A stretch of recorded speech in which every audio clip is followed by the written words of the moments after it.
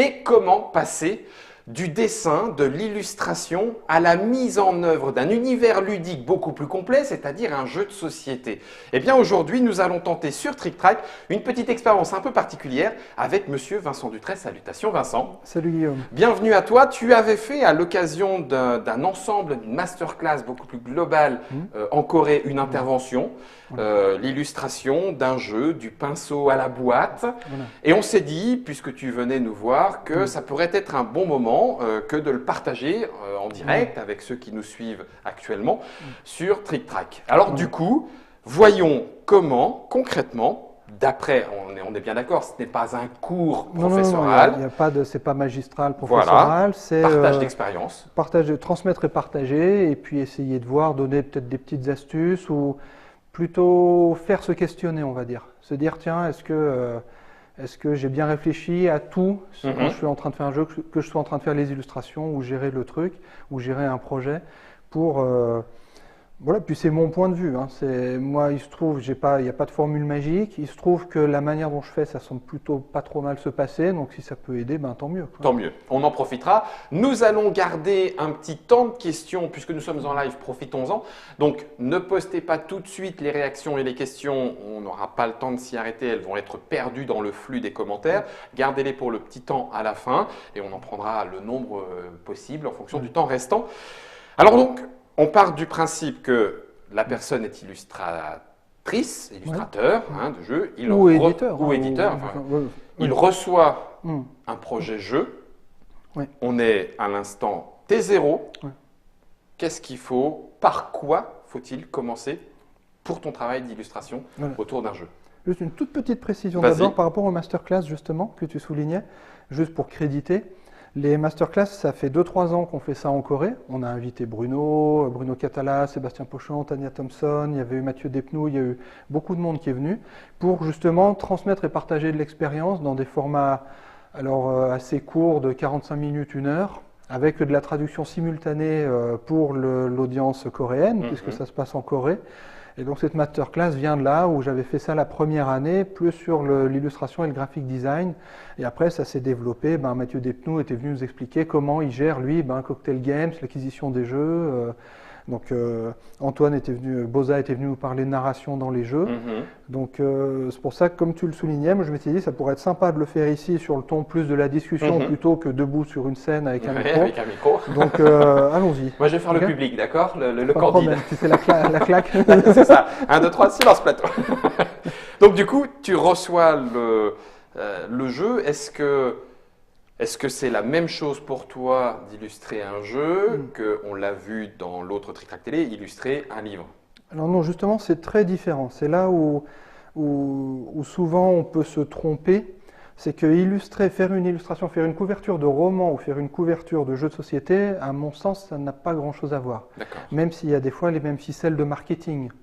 Parce que c'est quelque chose qu'il faut vendre, qu'il faut, comme on dit, quand il y a une boîte dans une boutique, quand la personne qui est entrée de la boutique a attrapé la boîte… Il y a déjà un bon bout de chemin. Peut-être 50% du chemin. Si elle retourne la boîte, on est pas mal. Ça veut dire qu'elle veut aller plus loin. Donc c'est quand même hyper important le visuel d'un jeu. Après, je ne suis pas là pour faire du débat, pour dire attention, qu'est-ce qui est prédominant, l'illustration, le gameplay, le machin, tout c'est pas ça. Là, on va essayer de penser à ça. Donc, travailler une illustration, c'est très différent d'une illustration de jeu, parce que dans le jeu, ce qui est vraiment très très chouette, c'est que c'est un vrai bac à sable. On a des formats très très très différents, que ça va d'une carte, d'un jeton, jusqu'à un plateau, une couverture, etc. Donc, alors que quand on travaille dans le livre, alors la BD, il y a le format BD où on découpe des cases, c'est encore différent. Finalement, on parle de narration quasiment, on parle toujours de narration par l'image. Mais là, on a la chance d'avoir des choses très très très différentes. Un multi-support pour une même narration. Exactement. Ce qui permet d'une part de ne pas s'ennuyer, mine de rien, parce que moi, j'ai travaillé en jeunesse sur des livres où il y avait 150 illustrations sur les contes de Grimm, Andersen, etc. Mine de rien, au bout d'un moment, faire toujours des choses dans des rectangles ou comme ça. Voilà. Le jeu, au sein d'un même jeu, vous pouvez être amené à travailler sur des figurines aussi maintenant, puisque comme on l'a dit souvent, les Kickstarter, machin, ça a démocratisé un peu la figue, le machin et tout. On peut être amené à toucher plein de choses. Et ça amène à une gymnastique intellectuelle et artistique totalement différente de finalement ce qu'on faisait à plat, ça va peut-être devenir du volume. Et puis quand on lit, il y a quelque chose de très important, quand on lit un livre, la lecture d'un livre, c'est un plaisir qui finalement est solitaire. À part quand on le lit à ses enfants, mais quand on va acheter un livre en librairie, on ne rentre pas à la maison en disant « j'ai acheté un livre, venez tous vous asseoir, je vais le lire avec vous ». Ce qui est le cas d'un jeu de société par contre. Exactement. J'ai un nouveau jeu, venez tous qu'on essaye. Exactement. Donc il y a quelque chose de très très différent. On ne s'adresse pas à quelqu'un qui s'est mis confortablement dans son fauteuil pour lire un livre à une distance de 20 à 30 cm du visage, ou dans le train, ou dans l'avion, je ne sais pas quoi, et quelqu'un qui s'assied à une table. Alors c'est peut-être la table Ikea de la cuisine qui est toute petite, ou c'est la table de jeu comme on a devant nous, où là, les éléments peuvent être à 50 cm de distance, des choses comme ça. Donc tout ça est vraiment très très différent. Ok. Donc ça amène une réflexion, une préparation et au final une composition bien spécifique. Exactement. Alors là, je vais parler pour ma part. La manière dont je conçois, et c'est de cette manière-là que je l'ai apprise. On a évoqué ça dans une autre vidéo avec des cadors d'illustration qui m'ont expliqué comment j'ai les choses. J'ai une approche, on va dire, assez simple. Moi, je veux une approche assez simple et la plus accessible possible. C'est-à-dire que... Pour le joueur, t'entends ? Pour que le joueur puisse accéder à l'information le plus simplement possible, le plus directement possible. Okay. C'est-à-dire que j'ai un peu des... Puis ça me dérange, moi je partage tout ça, il n'y a aucun souci là-dessus. Moi j'ai des petits codes que j'utilise comme ça, que j'ai éprouvés, je trouve qu'ils fonctionnent avec le temps, et qu'on remarque de toute façon. Ce qui est généralement, par exemple, c'est d'avoir un élément assez fort, que ce soit un logo, ou un personnage, ou que ce soit le titre du jeu. Généralement, il faut une accroche visuelle, il faut quelque chose... là, quelqu'un qui travaillerait dans la publicité vous dirait, vous êtes sur le périphérique, vous roulez à 90 à l'heure, il y a une affiche. Il faut que l'œil l'accroche et puis que vous sachiez que je viens de passer devant un truc de dentifrice, de shampoing ou la Coupe du Monde, le foot, je sais pas quoi. Il faut quand même qu'il y ait quelque chose d'assez fort qui accroche l'œil et qui permette justement de parler d'abord très simplement comme ça. D'accord. Après, donc c'est un élément fort. C'est un élément fort, toujours un élément fort. Okay. Alors ça peut être un personnage en premier plan, plein pot, très centré, très cadré. Ça peut être un groupe de personnages, ça peut être un élément de jeu, ça peut être un logo ou le titre. Ça peut être le titre du jeu tout simplement sur un fond, une texture, etc. D'accord. Après, je trouve important de donner de la profondeur aussi à ce qu'on fait. Et c'est pareil, ça peut être, quand je dis de la profondeur, c'est pas uniquement de la profondeur, on va dire, atmosphérique. C'est pas parce que ça va dans le lointain, qu'on voit les montagnes au loin, que c'est de la profondeur. Ça peut être de la profondeur de sens, de narration, de lecture.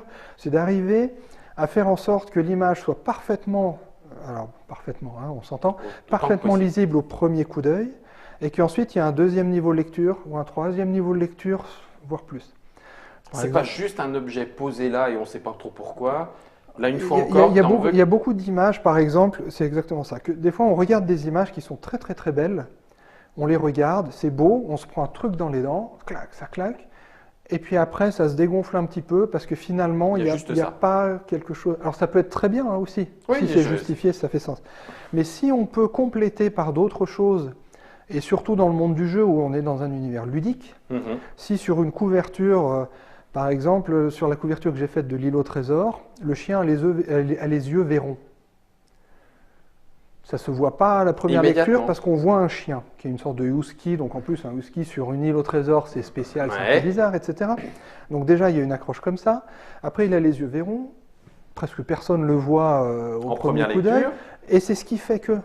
Parce qu'en plus, en donnant du détail et une deuxième, troisième lecture, finalement, on va donner aux joueurs des petites histoires, quoi. C'est-à-dire que le joueur, finalement, quand il va ouvrir, il va faire jouer ses amis à la maison. Il peut raconter. Ben tiens, regarde, j'ai vu un petit détail, un petit truc. Mine de rien, ça complète, ça enrichit l'expérience de jeu. D'accord. Les plusieurs niveaux de lecture.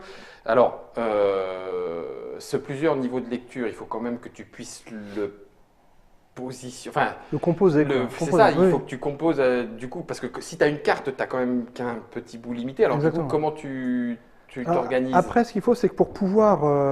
là on voit sur l'écran les différents types, par exemple, qu'on peut avoir de format. On peut aller d'un immense panorama jusqu'à une carte, à une petite carte, à un token jeton, qui a une forme, un jeton. Et pourtant, dans le petit jeton, on peut avoir un gratte-ciel. Et puis, dans la carte, là, à 2 de Raptor, on peut avoir un gros plan sur un œil. C'est pas parce que la carte est grande qu'il faut faire grand, c'est pas parce que c'est… etc. Il faut toujours trouver. Et c'est là où, du coup, tu mets différents ratios, Voilà, exactement. C'est-à-dire, moi, je compose mes illustrations. Généralement, il faut créer des déséquilibres. Et une forme d'équilibre dans le déséquilibre, si je peux me permettre. C'est-à-dire que, par exemple, on est là tous les deux à discuter. D'accord ?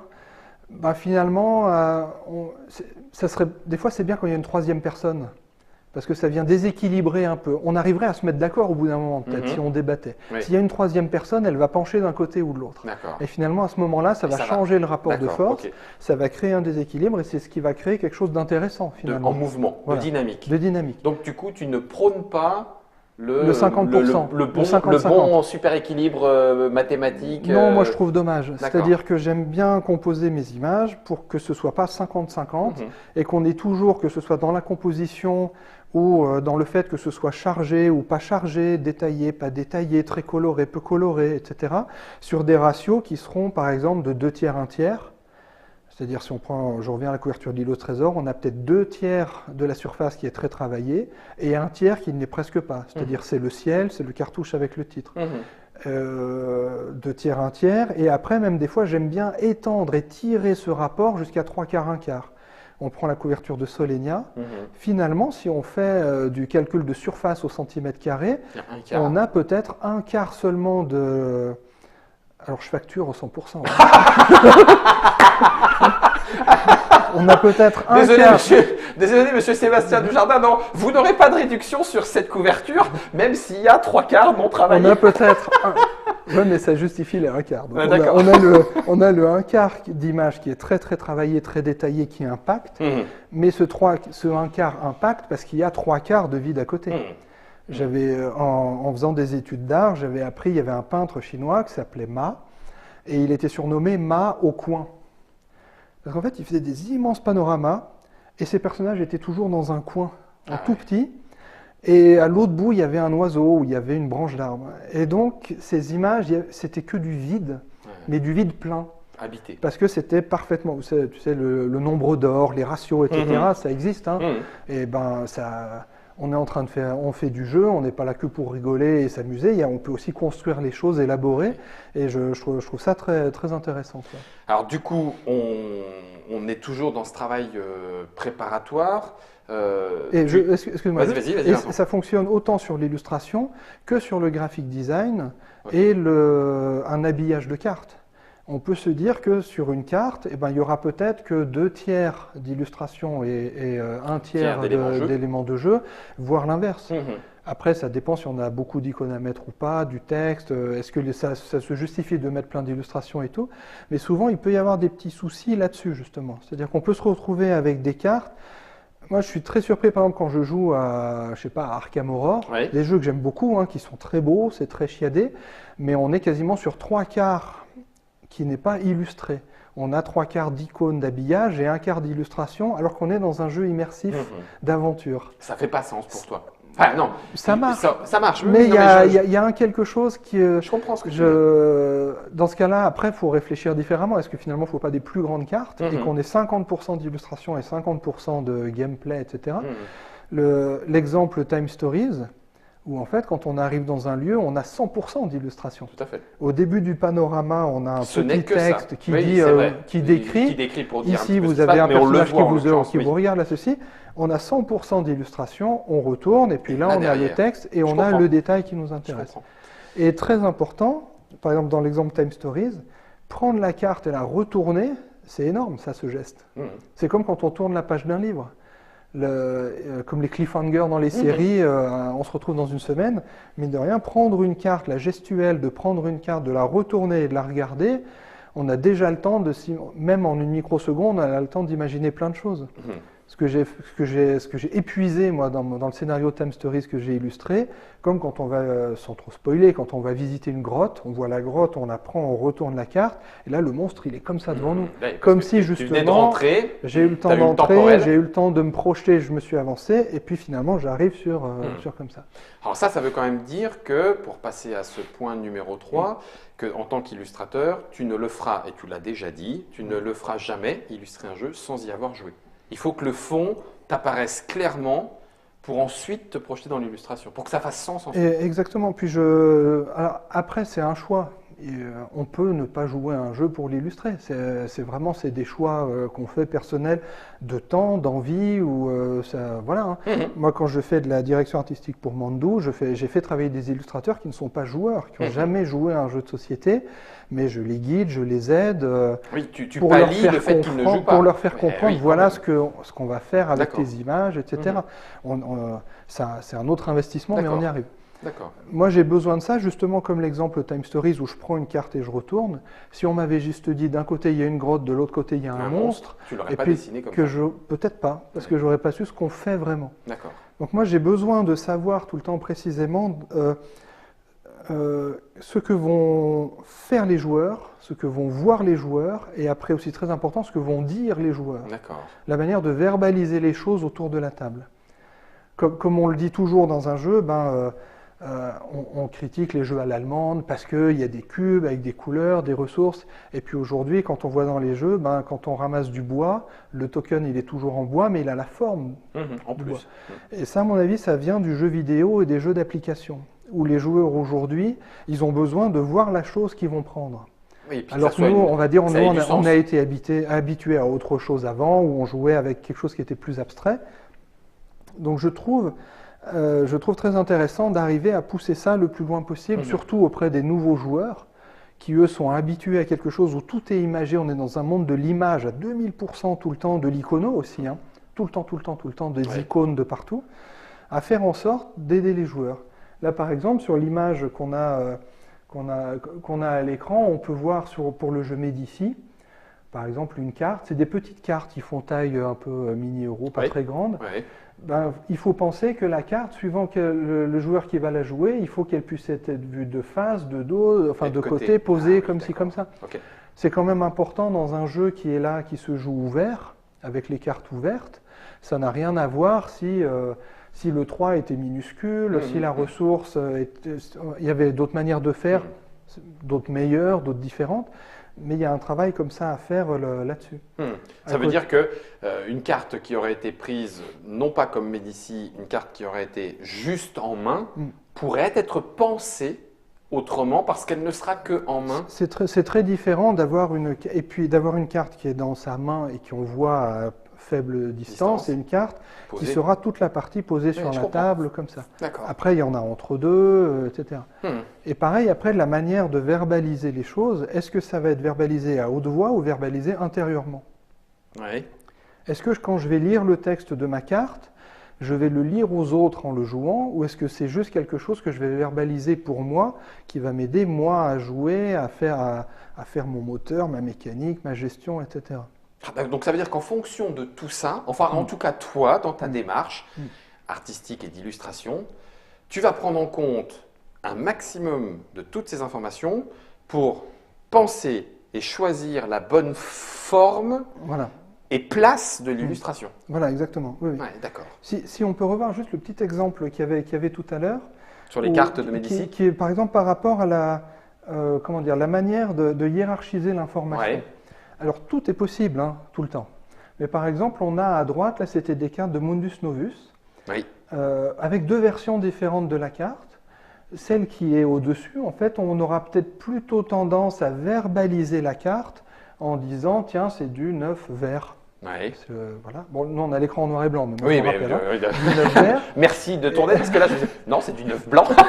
Et finalement, sur la deuxième carte, on va jouer peut-être complètement différemment en disant j'ai de la vanille et la valeur 9, je ne l'exprimerai que quand j'en aurai besoin à tel ou tel moment. Donc ça peut changer l'expérience de jeu et la manière dont les gens vont percevoir le jeu autour de la table. Simplement parce que tu as hiérarchisé l'information autrement. Alors, que ce soit dans l'illustration ou dans le graphic design ou la composition ou même les couleurs, etc. quoi. Ça peut aller assez loin. C'est là aussi où du coup, tu travailles la cohérence. Parce que si tu dessines ta vanille et puis que le fond est d'une couleur qui n'a rien à voir avec la gousse de vanille, j'imagine que… Alors c'est jouable, encore une fois, comme tu l'as déjà dit. C'est jouable, mais tout d'un coup, ça fait plus sens. Pourquoi un fond d'une couleur qui n'a rien à voir avec ce que nous évoquerait la couleur de la vanille? Exactement. Le souci de la cohérence et de la cohésion, c'est ça. C'est de se dire qu'il faut arriver à avoir un ensemble cohérent, c'est-à-dire que tout fonctionne ensemble, qu'il y ait une logique en fait. La cohérence, c'est qu'il y ait une logique. Et la cohésion, c'est comme une équipe de foot, quoi. Il faut qu'il y ait une cohésion entre les joueurs, que les choses communiquent bien entre elles. Jeu, d'accord. Parce qu'il faut déjà communiquer, mais après, il faut que ce qu'on se communique, ce soit logique. Et compréhensible. Et compréhensible, après. Ça, c'est… Donc, c'est pour ça que je crois beaucoup à l'implication de l'illustrateur, des fois. Alors, il faut comme d'habitude, il faut qu'il ait envie, il faut qu'il ait le temps, etc. Mais moi, quand j'arrive à travailler avec les auteurs directement, comme j'ai pu le faire avec Sébastien Dujardin, avec Cédric Lefebvre, avec Bruno, etc. et d'autres, c'est qu'on arrive à discuter très très tôt de ce genre de soucis, ou pas, ou d'amélioration, qui permet justement de développer de créer l'ensemble, de faire monter l'ensemble, où des fois certaines choses, on s'aperçoit que mécaniquement ça marche pas, mais tiens, il suffit de mettre un code couleur. Et après, un auteur n'a peut-être pas dans la tête les couleurs. Là, c'est justement le travail de l'illustrateur ou de l'éditeur, du directeur artistique qui vient gérer tout ça. Donc, plus on arrive à… Je peux prendre un contre-exemple, par exemple, c'est que quand je travaillais en illustration jeunesse, au moment où j'ai commencé à arrêter de faire de l'illustration jeunesse parce que ça devenait un peu zinzin, c'est que je me suis retrouvé dans des situations où l'éditeur interdisait à l'auteur de communiquer avec l'illustrateur. Ah, carrément. Parce que ça polluait? Parce qu'il considérait quoi? J'en sais rien. Et peu importe. En tout cas, c'était une mauvaise idée. Parce qu'il fallait que ça filtre, ou je sais pas. Et il y a des choix qui ont été faits après où je me dis, mais c'est bizarre, mais pourquoi on l'a pas fait comme ça ou comme ça? Et des choses qui auraient pu se faire différemment. Il y avait un truc étrange, quoi. Et je trouve ça alors bon, pour un livre, pour un jeu. Dans un jeu, il y a tellement d'enjeux matériels, et puis justement tellement d'aléatoires. L'équation est tellement complexe entre tous les composants, surtout aujourd'hui où quand on a des jeux, ils sont de plus en plus riches à l'intérieur. Il y a de plus en plus de tokens différents, de choses différentes.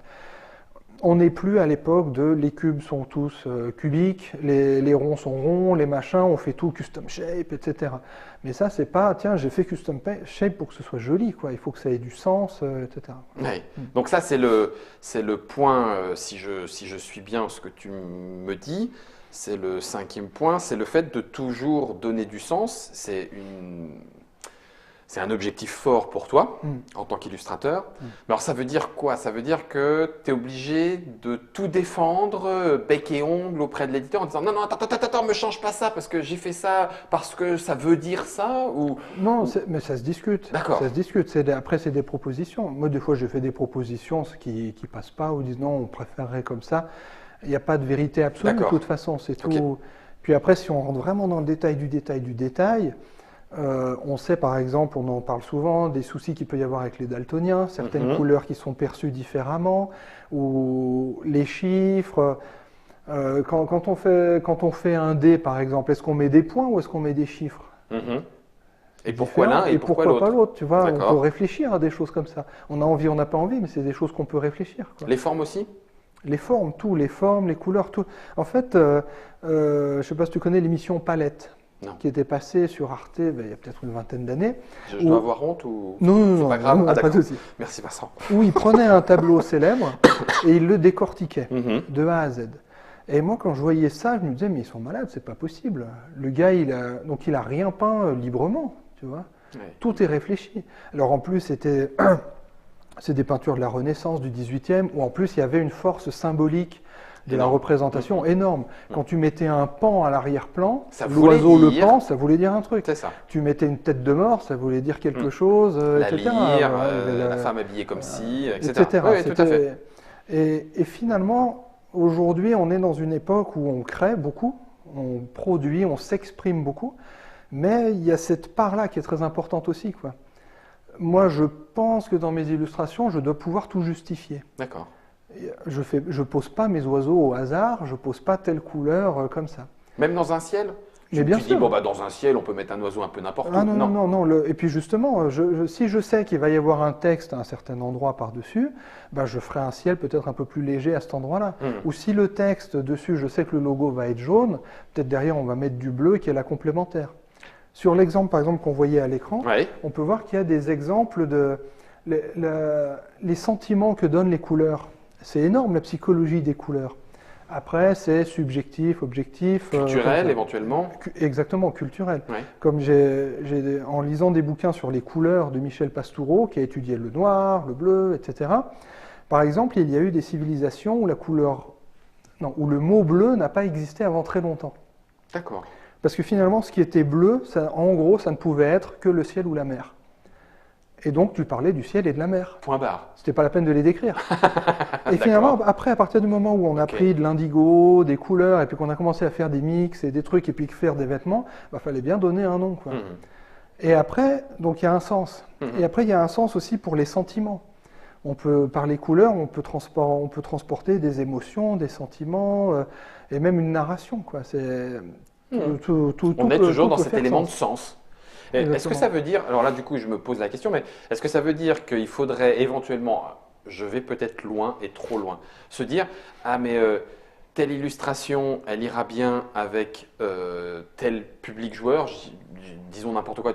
Là, oui, en France, ça va fonctionner. Par contre, ah là, non, au Japon, on ne pourra pas faire cette illustration-là, il vaut mieux en faire une autre parce que culturellement, ça ne fera plus sens. Mais à ce moment-là, ça va devenir compliqué de faire des jeux illustrés internationalement. Exactement. Ah oui, donc mais moi, j'y crois à 200%. J'y pense, oui, moi, j'y pense tout le temps. Vache. Et là, de plus en plus, en travaillant de plus en plus avec des éditeurs, alors je vis en Corée, donc je le vois presque quotidiennement avec mes collègues coréens, je le vois en travaillant avec des Américains, qui, vu l'étendue du territoire américain, les gars n'ont pas la même culture, hein, qu'ils soient sur la côte Est ou la côte Ouest ou au milieu. Et donc, petit à petit, je m'aperçois qu'on ne s'exprime pas de la même manière ici, on ne perçoit pas les choses de la même manière. C'est moins freestyle que ce qu'on pense. Ça peut aller très très loin. C'est clair. Mais je pense qu'il faut...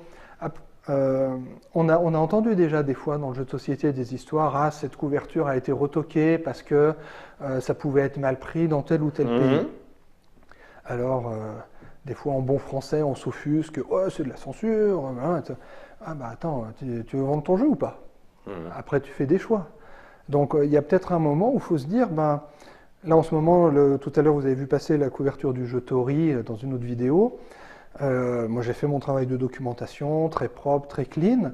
Il y a eu un moment où on s'est posé la question, justement, et on a fait tout vérifier par une grande spécialiste américaine du Japon, des Tori, des jardins japonais, pour vérifier. Et ça coûte pas grand-chose, ça prend un peu plus de temps, mais au moins, on arrive à asseoir notre univers, notre jeu, dans quelque chose qui est cohérent, qui fonctionne. Et c'est pas pour se protéger de tous les connards, etc. Non, c'est juste que voilà, puis par respect, quoi, tout simplement, quoi. Alors, au vu de tout ça, et sans aller trop vite sur le penser simple et accessible, je reste encore dans le donner du sens et justifier pourquoi on fait ça comme ça. Est-ce que du coup, ça fait pas un petit peu, bah oui, mais alors, ma petite illustration que j'imaginais relativement facile à faire, ça devient un casse-tête phénoménal pour penser à tout mixer correctement, enfin, travail de fou. Bah ouais, mais c'est notre boulot, quoi. C'est un peu le boulot. C'est pour ça qu'on est payé, mon bon monsieur. Mais regarde, tu prends un réalisateur de cinéma, un réalisateur de film, il va faire son boulot, quoi. Il va penser à tout. Alors après, tu y penses tout seul ou pas. Là, il se trouve que tout est synthétisé sur une ou deux personnes, parce que tu as un auteur, un illustrateur, un éditeur. On le voit maintenant, on en rigole, des fois je vois dans les Trick Track TV, il y a un FFG, et puis il y a des crédits longs comme le bras, parce que tu as celui qui a fait ça, tu as celui qui a fait ça, celui et tout. Comme dirait Fall, c'est comme les fins de films au cinéma, il finit par y avoir directeur des playtesters. Il travaille comme ça, puis je sais pas, peut-être que dans un jeu aujourd'hui, il faudrait peut-être se poser la question, et si on faisait appel à un typographe pour faire les typos de nos titres, au lieu de se dire, Ah, écoute, je fais ça dans Photoshop et puis le graphiste le fera ou l'illustrateur peut le faire. Ben, on n'a pas tous forcément l'envie de le faire, les capacités ou la technique. C'est un tout finalement. Un jeu, c'est de l'illustration, de la communication, du texte, des typos. Et puis on donne du sens à tout par les couleurs, quoi, par les ambiances. Là, sur les images qu'on peut voir, on a une image qui est plutôt rose, une image qui est plutôt rouge, jaune, une image qui est plutôt bleue. On n'a pas du tout le même sentiment face à ça, quoi. Et moi, généralement, dans mes illustrations, je fonctionne toujours sur une base de trois teintes ou 3 couleurs maximales. D'accord. Pour pas surcharger visuellement. Généralement, ça va être une teinte globale, une autre en moindre mesure, qui elle viendra un petit peu pour balancer. Contrebalancer. Et puis comme ce que je te disais tout à l'heure sur les 2 tiers, 1 tiers, 3 quarts, 1 quart, etc. Et une dernière qui est peut-être plus une tache, quelque chose qui va venir déséquilibrer un peu ça visuellement, quoi. Et éventuellement relancer le niveau de lecture. Ou faire que ça te dérange ou que ça va t'amener sur un autre endroit de l'image que tu n'avais pas vu avant de cette manière. D'accord. Est-ce que tu penses qu'on a bien parlé de cette histoire de donner du sens, ou est-ce qu'il y a des éléments que tu veux rajouter sur la justification du travail de l'illustrateur? Oui, parce que là on a parlé des couleurs, mais après tu as aussi les formes. Oui. On le sait bien, par exemple la signalétique routière, moi j'ai lu des livres sur la signalétique routière, parce que pourquoi est-ce qu'on a choisi de mettre un rond pour le sens interdit? Pourquoi est-ce que là on a mis un hexagone? Parce que ça a du sens. Alors c'est pareil quand on travaille l'iconographie d'un jeu. Mais c'est pas juste de se dire oui, je fais attention à ce que ça ait du sens. Il faut y réfléchir vraiment, quoi. Quand on met telle ou telle forme, quand on met un triangle, c'est pas pareil que de mettre un rond. C'est pas juste pour faire joli, quoi. C'est des questionnements. De se dire qu'est-ce que ça peut générer chez le joueur, chez le joueur. Puis il faut se dire que on fait quelque chose qui est universel. On n'est plus en train de faire comme on faisait il y a 30 ans, où, entre guillemets, les Allemands faisaient des jeux pour les Allemands, les Français pour les Français, les Américains pour les Américains. Ce qui complexifie la chose, ça veut dire prendre encore plus de paramètres en compte. Exactement, exactement. D'accord. Et justement, les formes, les couleurs, la symbolique, l'interprétation qu'on peut avoir des choses qui peut être vraiment très très délicate. Le jeu Tori, par exemple, ce serait très très difficile de le sortir en Corée, à cause des soucis et qui restent depuis des années entre la Corée et le Japon, d'autant plus que le Tori le plus connu, le géant qui est sur l'eau, est un peu un monument par rapport à la guerre et tout, donc c'est un peu exclu d'appeler un jeu Tori. Derrière. Bon, voilà. D'accord.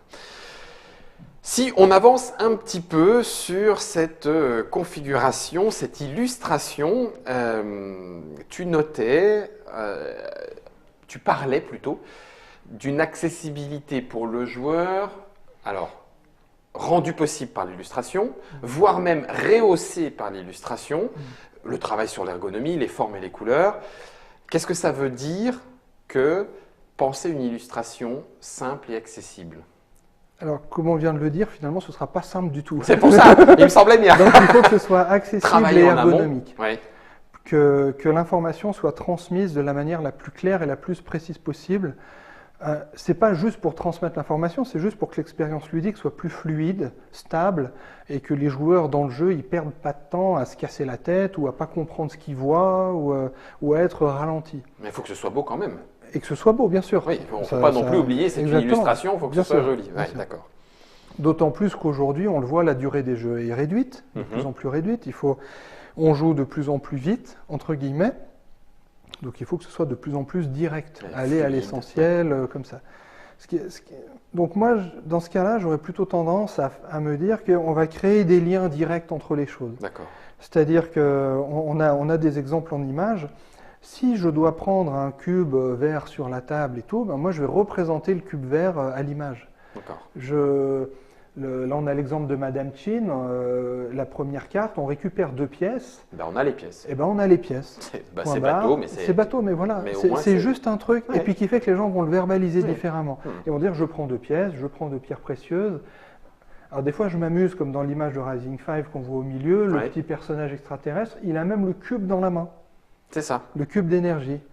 Alors, moi, c'est devenu narration. Voilà, même on peut même utiliser ça comme un petit truc de narration. Le petit personnage, il a le cube d'énergie, je prends sur la table un petit cube d'énergie, et puis voilà. D'accord. Après, on peut aussi rester dans de l'abstraction. Il y a aussi, je ne sais pas comment on peut dire, mais il y a des catégories de joueurs aussi qui sont beaucoup plus sensibilisés à l'abstraction que d'autres. Quand on parle, là je m'adresse par exemple là à un public familial pour du jeu très familial, où on va jouer avec des enfants, des adultes, des ados, où on peut transmettre les choses très, très facilement, quoi. Oui. Donc tout ce que tu dis, tu le tempères aussi par le public cible. Exactement, c'est très important. Le jeu s'adresse à un public et en fonction éventuellement de ce public-là, tu vas pouvoir te permettre un plus grand niveau d'abstraction ou pas dans l'illustration et dans la, comment on dit, l'icono. Et tout dépend du jeu aussi. C'est-à-dire qu'un jeu justement narratif, on va essayer de libérer l'esprit des joueurs pour qu'ils profitent de la narration. D'accord, oui, c'est ce que tu dis. Qui avait été pensé dans Time Stories sur les cartes, en virant plein de choses et puis en ayant juste de l'image plein pot. Après, pour d'autres jeux, on sait bien, on le voit quand on joue à des jeux à l'allemande, à Léa, ou des jeux un peu costauds, vraiment costauds, il y a un moment où le cerveau, pour réfléchir, a besoin d'évacuer ce qui le gêne. C'est ça.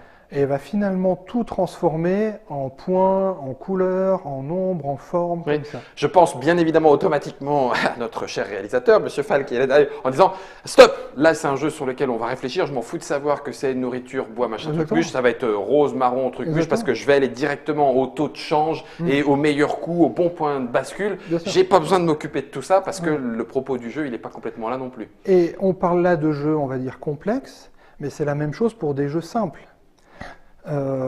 Par exemple, moi je suis admiratif du travail qui a été fait sur Azul, où on n'a pas sur la couverture un carolier en train de poser des carreaux. Non, parce qu'en fait on n'est pas dans le jeu, on va pas vivre. Alors, on va pas vivre, t'as raison. On va être un carolier qui pose des carreaux, mais on va pas le vivre. Je vais pas au marché acheter ma glaise, je vais pas acheter mes couleurs, je vais pas cuire mes carreaux pour les poser sur mon plateau. Le propos du jeu n'est pas là. On est dans un jeu qui est très proche de l'abstraction. Tout à fait. Alors après, on parle thème plaqué, machin, mais on s'en fout ça en fait. Que ce soit les carreaux d'Azul ou que ce soit les carreaux du Taj Mahal et tout, finalement, là ça marche avec Azul, c'est original en plus, ça n'a jamais été utilisé, c'est très très bien, ça fonctionne très bien. Et je crois de plus en plus à ça, c'est-à-dire de se dire que des fois, suivant la catégorie du jeu, sa difficulté ou sa facilité ou son accessibilité, il faut vraiment placer le curseur au bon endroit. On en a parlé justement dernièrement avec Bruno sur le jeu qu'on travaille, Queens, où je lui ai dit, tous les deux, on s'est mis d'accord pour aller vers vraiment de l'épure, quoi. Parce que, ok, on va être des apiculteurs, des horticulteurs qui font pousser des fleurs, etc. Mais finalement, au bout d'un moment dans le jeu, on va poser les pentomino et on va scorer, quoi. Et on va faire des agencements de couleurs. C'est ça qui va... Donc on arrive des fois à un trop-plein, à des situations où dans le jeu, où on peut se retrouver avec des jeux qui sont surchargés en fait, en informations ludiques, en informations de gameplay, en informations visuelles, artistiques, esthétiques, et ce qui fait que... On perd le jeu. On perd le jeu. Un peu. Je trouve par exemple les Américains en ce moment qui découvrent l'Eurogame, on va dire comme ça, et puis il y a une vague en ce moment, et puis sur Kickstarter, où on voit des jeux sur Kickstarter qui ressemblent à des gros jeux de figurines, à la Cool Mini or Not et tout. Et puis après, quand on les reçoit, mais finalement, c'est beaucoup plus simple. Alors on peut être déçu parce que vu la quantité de matériel qui est posé sur la table et tout, on se dit, oh la vache, ça va durer 2 heures. Parce qu'on a vu un Cool Mini or Not ou un Batman ou comme ça, et puis on s'est dit, là, oui, ça va être du lourd, on va en avoir pour un moment, et c'est le jeu, c'est comme ça. Et puis justement, j'en ai parlé avec mes collègues américains, avec les éditeurs américains, qui eux n'ont pas du tout la même manière de jouer que nous, quoi. C'est-à-dire que nous, on va jouer, on va dire en Europe, quoi, en Europe, voilà. On va jouer 45 minutes, mais eux, ils vont par exemple prendre ces jeux-là, que nous, on jouera en 45 minutes, mais pour jouer l'après-midi, en fait, pour jouer dimanche après-midi. Donc oui, là, et ils vont lire tous les textes sur les cartes, ils vont même un peu acter le truc, jouer un peu, etc. Donc, il n'y a même pas la même façon, il n'y a même pas la même appréhension, la même appropriation, le matériel, okay. tout ça. Donc finalement, une fois qu'on est comme ça, on peut comprendre mieux. C'est pas pareil, quoi. C'est comme quand tu as quelqu'un qui va voir Avengers et puis qui dit waouh, wow, le scénario, machin. Ok, très bien, c'est peut-être pas très bien ficelé et tout, mais le message envoyé, c'est un film popcorn de 2 heures pour te scotcher, pour te vider le cerveau, et puis que tu sortes, voilà, tu as passé 2 heures, tu en as pris plein la figure. C'est pareil avec quand on prend des fois des gros jeux de figurines, en fait c'est pour, ok, le jeu il est pas top, c'est pas la mécanique du siècle, mais par contre tu as passé 2 heures à fond, puis tu as vécu un truc. C'est ça, ok. Ce qui n'est pas pareil d'un jeu en 45 minutes où tu vas gérer, etc. Ouais. Donc ça te demande, alors transition parfaite me semble-t-il pour le point numéro 7, ça te demande toi en tant qu'illustrateur de trouver, comme tu disais, le curseur, de trouver le bon ton. Exactement, c'est ça. De trouver vraiment mais c'est un peu sur le fil du cordeau, quoi. C'est le fil, puis on peut se tromper. Hein. C'est très très délicat, quoi, de justement entre des jeux qui peuvent être plus narratifs, où là, finalement, dans un jeu narratif, on va peut-être avoir le temps de lire. On va peut-être se dire, on a le temps de lire. Donc on aura peut-être le temps de regarder les illustrations. Donc ce que j'ai dit au début, de se dire on met un élément fort, bah, peut-être que là on s'en fiche. Là on va peut-être charger à mort, quoi. Ouais. Et puis peut-être que pour d'autres jeux qui seraient entre les deux, où il faut un lien plutôt fort entre le gameplay et l'image, bah, on va trouver un bon équilibre entre ça. Comme on a pu le dire pour Nagaraja, est-ce que ça vaut le coup d'illustrer toutes les cartes? Ou est-ce qu'on en fait et puis on en décline? Ou est-ce que dans certains jeux, on voit bien dans certains jeux, des fois on a pris des illustrations et on les répète? C'est très très très différent, l'approche. Et puis pour du jeu simple, comme je disais par exemple pour Azul, où là, moi, à mon avis, alors pour le livre, on parlerait du rapport texte-image. Là, le rapport règle-image, je trouve est impeccable. On sait ce qu'on va faire, on sait, c'est très bien calibré, on peut même deviner le temps que ça va durer. Rien qu'en voyant la boîte. Ce rapport règle-image, oui, étonnamment. Donc ça veut dire que, là j'en profite parce que toi tu me le mets sous le nez, mais tu l'écris comme ça et c'est dingue, on en est au point 7. Et jusque-là, tu n'as rien dessiné toi? Pas grand-chose.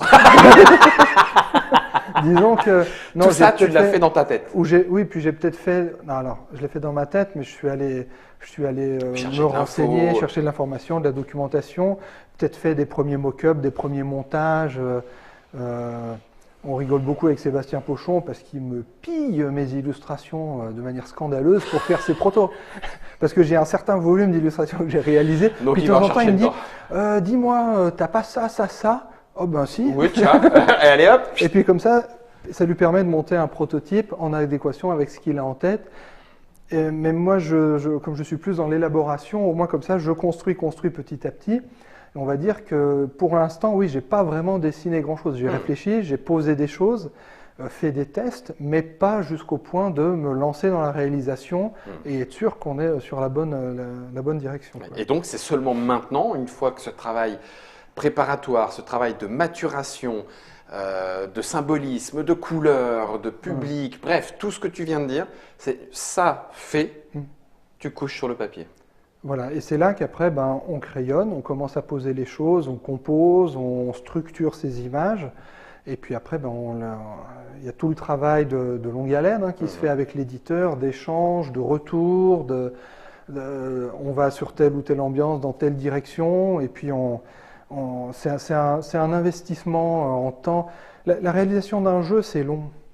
On va dire, moi, quand je travaillais pour le livre, quand on me disait, tiens, il y a une couverture à faire, hop, une couverture, ça peut être plié en 10 jours.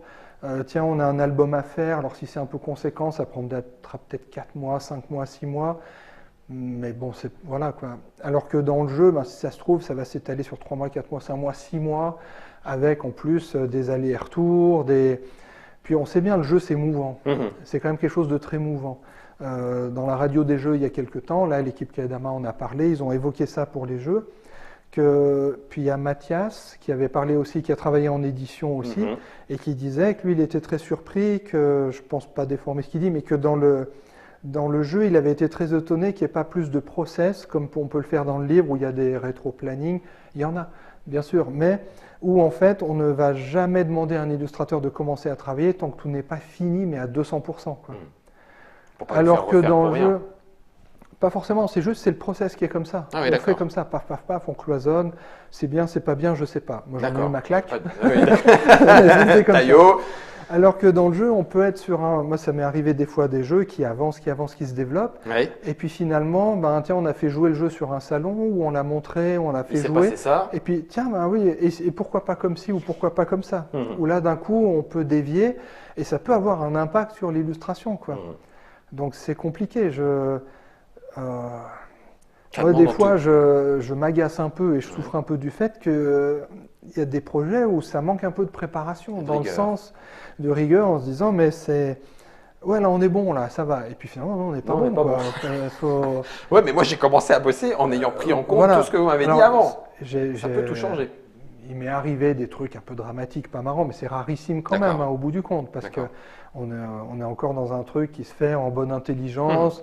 On est encore dans une ambiance dans le jeu qui est quand même agréable, collégiale, et puis qui se professionnalise tout dans le bon sens. Mais il y a quelque chose qui fait que il y a des fois c'est un peu difficile, quoi. Ça demande de l'énergie. Ça demande de l'énergie. De la concentration, puis du répondant, un peu de souplesse, mais c'est ça. Il arrive des fois, on travaille sur un jeu, puis finalement il y a une pause qui peut se faire pendant un moment parce qu'il y a besoin de faire des tests, des réglages et tout, puis revenir dessus après, ou c'est pas évident, quoi. Moi je crois qu'à ce jour, il n'y a pas de jeu que j'ai pu faire d'une traite. Alors c'est pas bien ou du trait. Autant pour moi, elle était nulle. Passe-la, Vincent, passe-la. Il n'y a pas de projet que j'ai pu faire d'un seul tenant d'une traite, comme ça, avec. Mais c'est pas bien ou c'est mal. Hein, c'est comme ça. Après, c'est une gymnastique. Hein, c'est pas toujours évident à gérer pour l'illustrateur. Où le travail de l'illustrateur, c'est souvent un travail solitaire, où on travaille chez soi. À distance parfois, donc c'est pas. Oui, ça reste un travail solitaire, l'illustrateur. Je trouve, j'ai l'impression. En tout cas, puis même de ce qu'on discute avec les autres illustrateurs et tout, il y a quand même un côté justement un peu qui se fait un peu solitaire comme ça, quoi. Même si tu aimes bien, toi, dans la mesure du possible, tu disais avec Sébastien Pochon, rencontrer avec Bruno Catala, se voir en Skype régulièrement pour discuter. Enfin, voilà. Après, il y a un moment, là je parle peut-être plus de la réalisation. Les réalisations pures, il y a un moment là, il faut se mettre devant la table à dessin, point. Et là, faut faire, il faut y aller, quoi. Ok. Les choses ont-elles quand même évolué justement dans cette collaboration? Et je ne pense pas uniquement à le travail de reconnaissance que l'illustrateur et ses illustrations peuvent apporter au jeu, parce que du coup, oui, certes, vous restez auteur de vos illustrations. Malgré tout, ça reste effectivement souvent un travail de commande, même si on voit bien dans ce que tu exprimes que c'est un travail potentiellement bien plus vaste que simplement répondre à une commande. Comment est-ce que tu jauges la façon dont cette collaboration a évolué là avec le temps entre les illustrateurs, auteurs, illustrateurs, éditeurs, les revendications autour des illustrateurs? Enfin, comment toi tu vois tout ça? C'est une question de positionnement, on va dire. Et puis c'est des choix. Hein. Il n'y a pas de bonne ou mauvaise formule. Il y a des gens comme moi qui aiment s'impliquer. Il y en a d'autres qui préfèrent faire que les illustrations, d'être impliqués ou non. Après, ça peut aller, je caricature, mais jusqu'au mercenariat, parce qu'il y a des gens qui travaillent, qui font des choses, puis qu'on ne voit jamais après ou qui ne communiquent pas. Ça fonctionne aussi comme ça. Voilà, c'est pas mieux ou moins bien. Après.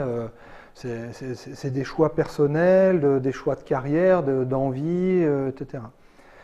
Moi, de mon point de vue, je pense qu'aujourd'hui, l'illustration a une place de plus en plus forte.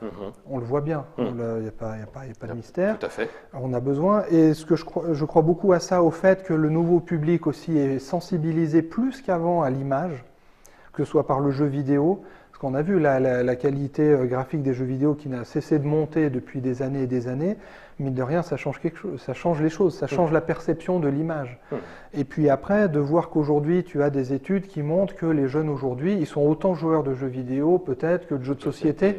C'est plus je fais ça ou ça, tout se touche, quoi. Donc il y a une vraie évolution. Il y a une vraie évolution et il y a un positionnement à avoir après, qui est qu'est-ce que je revendique? Qu'est-ce que j'ai envie de faire? Parce que je me souviens quand j'enseignais l'illustration, je m'occupais des troisième années, ceux qui faisaient leur diplôme. C'est-à-dire qu'après moi, après moi et les autres cours, ils étaient lancés dans le bain. Et je leur disais tout le temps, alors bon, ça foutait un petit coup au moral, mais je disais, à mon avis, c'est très très très facile d'être publié tout de suite en sortant de l'école. Alors que c'était la grande peur. C'est comment je vais payer mes factures, etc. Il y a un tel foisonnement aujourd'hui de création, publication, que ce soit dans le livre, dans le jeu. Il y a le jeu de rôle qui revient en plus, il y a des vagues comme ça, dans le jeu vidéo, dans l'animation, dans l'application. C'est monstrueux en fait, pour quelqu'un qui est illustrateur. L'éventail et le panel est énorme. Donc je pense que c'est très très facile de trouver du boulot. Par contre, tu es toujours là 10 ans après, 20 ans après, ça c'est une autre paire de manches. Et c'est là où il faut arriver à trouver pour un illustrateur. Ça ne veut pas dire que c'est de la compétition, je vais tous leur marcher dessus, ou il faut que je me démarque, etc. Il faut trouver sa place, et puis après de se dire clairement qu'est-ce que je veux faire et comment je veux le faire, quoi. Et que ce soit justifié, que ce soit équilibré, quoi. On arrive quasiment au bout de ce petit échange. On a effectivement survolé, hein, Vincent, mais on a quand même donné, je crois, un certain nombre de pistes. Nous étions et nous sommes encore en direct. Il y a potentiellement des questions. C'est le bon moment. On avait dit qu'on se gardait un temps, parce que d'une part, Vincent ne voulait pas que ce soit professoral, que ce soit plutôt le partage d'expérience, discussion et tout. Moi, j'ai fait le candide, mais en fait, j'avais pas besoin de créer le rôle. Hein. Je n'y connais rien en illustration. Mes dessins ne valent pas tripette.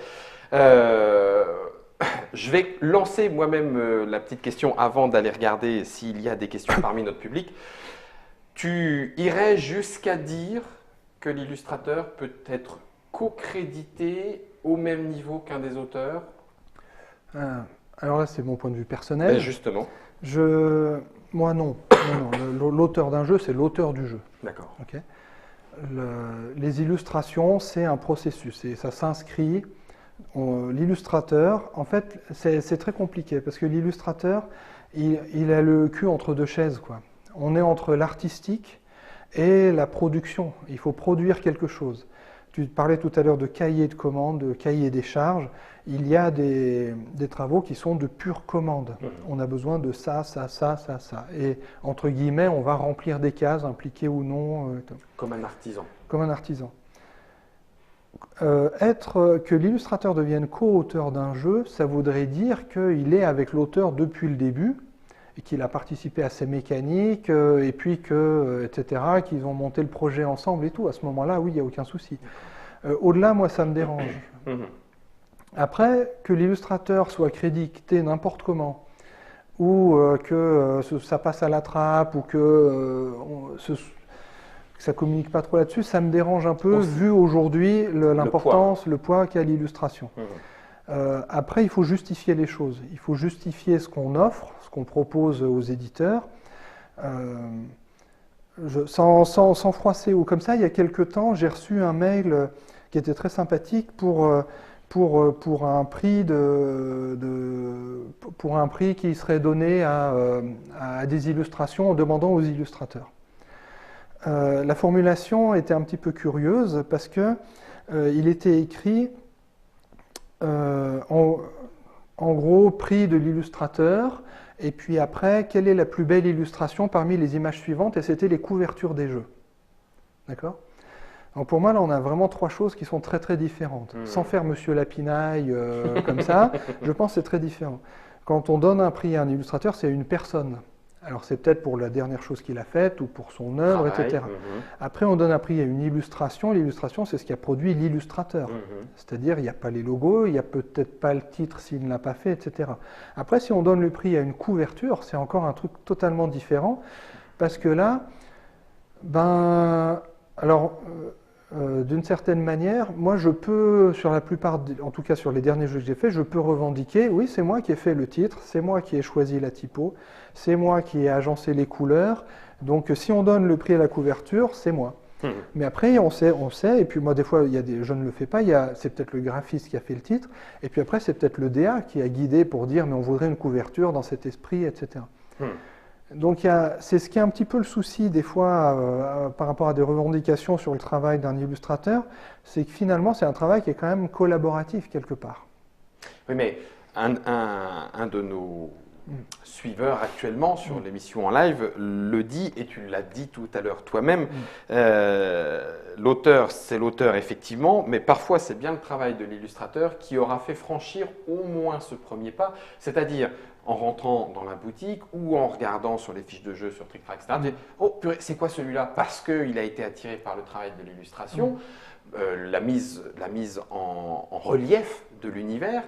Et c'est ce qui va lui avoir fait franchir le pas pour aller chercher un petit peu plus loin, ou voire même prendre la boîte, la retourner, etc.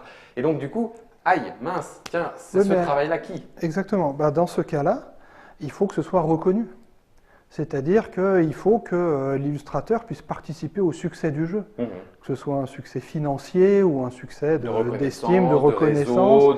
Oui, d'accord. Voilà, c'est-à-dire qu'il y a un moment, à partir du moment où l'illustration fait vendre et puis que telle ou telle illustration fait vendre ou plus vendre qu'une autre, il faut pouvoir après, que ce soit sous la forme de, comme on dit, de bonus, de royalties financièrement, comme ça, ça compte. Ça compte. Par exemple, moi, on sait que généralement les Américains donnent pas trop de droits d'auteur, pour les illustrateurs en tout cas. C'est très européen, c'est même très français. En Allemagne aussi. Il se trouve que moi, quand je discute avec eux, je discute d'une manière différente, en fait, en ramenant tout à du business, en parlant par exemple de clause au succès. Moi, je veux bien une clause au succès.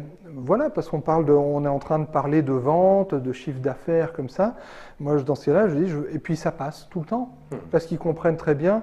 Et puis après, je justifie aussi la chose en disant déjà, vous profitez de ce que je vous apporte, de mon nom quelque part, de ma marque, entre guillemets.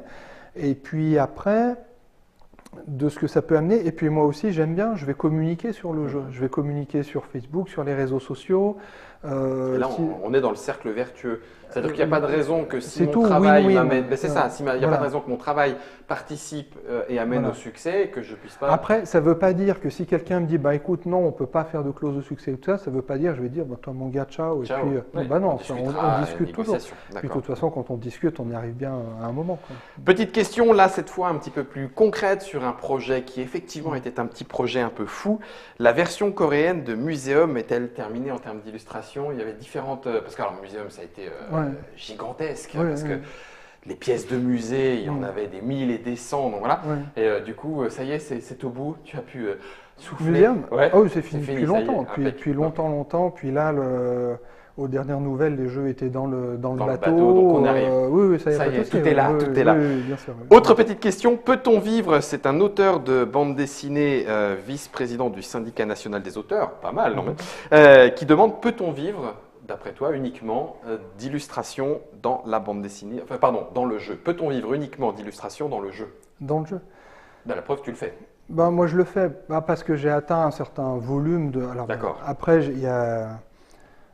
moi, j'ai eu des soucis parce que des projets sont télescopés, il y a eu des choses comme ça. Et puis bon, en discutant, en disant les choses clairement, on arrive toujours à s'en sortir. Mais c'est délicat, je pense, parce qu'il peut y avoir des projets très courts. Mais faire un jeu de manière très courte, c'est rare quand même. À moins que ce soit, tiens, on fait un jeu de cartes et puis il y a 10 cartes et une couverture. Donc oui, là, ça peut se faire de manière très rapide. Mais dans ce cas-là, il faut faire quoi? Il faut en faire 1, 2 par mois, c'est pas possible. Et puis un gros jeu, moi je suis toujours, même si moi je vis l'illustration du jeu principalement, je suis toujours un peu obligé d'avoir plusieurs projets en même temps. À plus ou moins long terme, il y en a à court terme, il y en a à moyen terme. Un peu lissé sur le temps. Alors après, le souci, ce qui m'est arrivé l'année dernière, qui avait été très compliqué, c'est qu'il y a eu des télescopages parce que des projets sont étirés, d'autres se sont télescopés. Il y a eu des trucs. En un mois, il faut que tu sortes les 6. Oui, et puis à un moment, il faut avancer, et puis il y a d'autres choses qui sont proposées, et puis c'est complexe. À un moment, c'est complexe. D'accord. En vivre pleinement, je pense que c'est délicat. D'accord. Et après, le risque, c'est de se dire, tiens, je veux en vivre, donc je vais demander des tarifs élevés pour pouvoir en vivre, etc. Moi, je serais plutôt d'avis de dire, mais allez aussi chercher ailleurs. Il n'y a pas que la France, il n'y a pas que l'Europe, il y a les États-Unis, il y a l'Asie où c'est en plein boom en ce moment. Il vaut mieux essayer d'avoir plusieurs cordes à son arc et puis développer, aller trouver des choses ailleurs pour monter le truc comme ça. Le mieux possible. Le mieux possible. Est-ce que la bande dessinée t'intéresserait et pourrait être en préparation? La BD, j'ai eu plusieurs projets de bande dessinée par le passé, du temps où je faisais de l'édition jeunesse, parce que souvent les éditeurs de BD étaient liés aux éditeurs jeunesse, ou enfin ça se touchait. Mais J'ai eu des projets qui n'ont pas pu aboutir pour diverses raisons. La plupart du temps, c'était des auteurs qui pétaient un câble. Enfin, j'ai été maudit, vraiment maudit. J'ai des collègues qui se moquent de moi en disant c'est un non-auteur de BD, parce que j'ai signé des contrats, mais j'ai jamais pu finir une planche. Oh, la vache. Donc c'est quelque chose qui me plaisait bien, et puis ça m'intéresserait, mais moi je pense que ce serait trop compliqué. Puis quand je vois le monde de la BD aujourd'hui, la manière dont ça se passe et tout, je sais pas. Non. Puis c'est quand même un travail. Là, c'est pareil, c'est un travail de longue haleine, qui est complexe, il prend du temps. Je sais pas. Là, pour l'instant, c'est vraiment en gros stand-by. Il pourrait y avoir un jour un projet, tu ne dis pas jamais. Et puis qui fait que tout est au feu vert, tout est au vert, l'équation fonctionne parfaitement. Mais pour l'instant, j'ai pas eu ça, quoi. On arrive enfin au bout. Je ferai une dernière petite remarque puisque c'est Cédric Lefebvre avec lequel tu as travaillé autour de Space Gate Odyssey. Donc la boucle est presque un petit peu bouclée, qui signale qu'effectivement le jeu, contrairement à un roman, est protéiforme, beaucoup plus protéiforme qu'un roman, et il peut y avoir donc plusieurs créateurs pour chacun de ces aspects du jeu. C'est ce qui rend peut-être d'ailleurs l'élément aussi en même temps complexe et intéressant à essayer d'analyser. C'est vrai que là, nous l'avons utilisé et analysé depuis ton expérience, ce qui amène la réflexion du crayon jusqu'à la boîte de jeu. C'était cette petite masterclass avec Vincent Dutray. Merci beaucoup, Vincent, de t'être prêté à l'exercice. Je ne sais pas ce que ça aura rendu à l'écran. Merci à Monsieur Fall pour la réalisation. On en fera peut-être d'autres si le climat s'y prête, et nous aussi si les étoiles sont bien alignées. En attendant, après l'illustration, il reste nous à jouer, à prendre plaisir de tous ces éléments sans trop se poser de questions, juste profiter des illustrations et jouer pour le plaisir d'être ensemble. À ciao!